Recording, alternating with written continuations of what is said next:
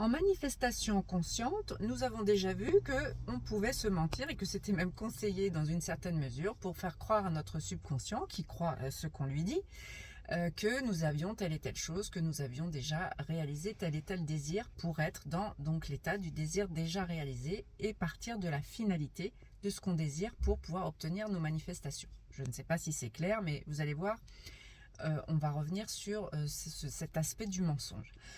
Une des techniques pour nous aider à reprogrammer notre subconscient et à enlever un petit peu toutes les erreurs, les échecs, les mauvaises choses, les blessures qu'on a pu avoir dans le passé, c'est la révision. J'en ai pas encore beaucoup parlé de la révision, mais en fait ça consiste tout simplement à refaire l'histoire, à réécrire l'histoire, notre histoire de notre passé, pour que notre subconscient ne soit plus dans cette mauvaise ligne de vie où il s'est passé des choses que nous n'aimons pas et qui nous ont blessés, mais reconstruire les choses telles que nous aurions aimé qu'elles se passent. Par exemple, imaginons que quand vous étiez enfant,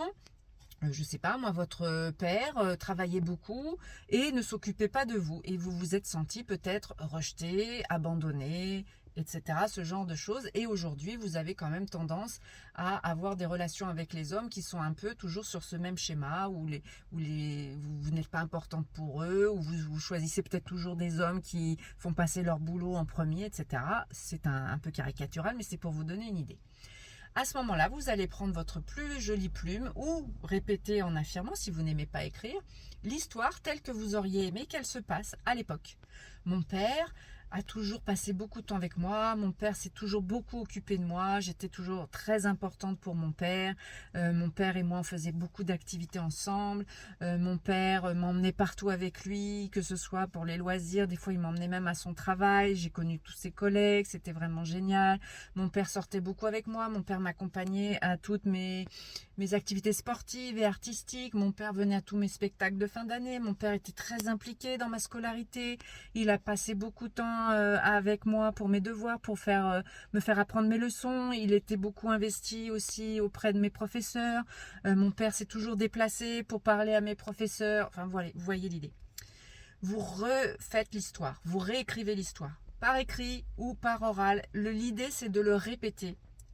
Ça, c'est la phase la plus longue, entre guillemets, pour que dans votre subconscient, l'ancienne histoire soit remplacée par la nouvelle histoire que vous dites. Et comme l'ancienne histoire, elle a été faite de répétition, de répétition, de répétition, vous avez vu plusieurs fois que votre père était jamais là, qu'il travaillait beaucoup, etc. Il va falloir répéter, répéter, répéter la nouvelle histoire, la nouvelle version. C'est ça la révision et vous pouvez bien sûr le faire pour tous les domaines de votre vie, pour votre santé, pour votre situation financière,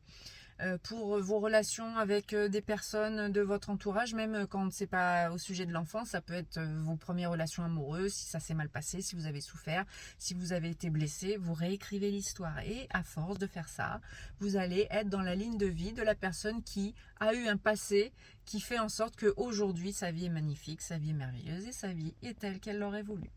Ciao, bonne manifestation.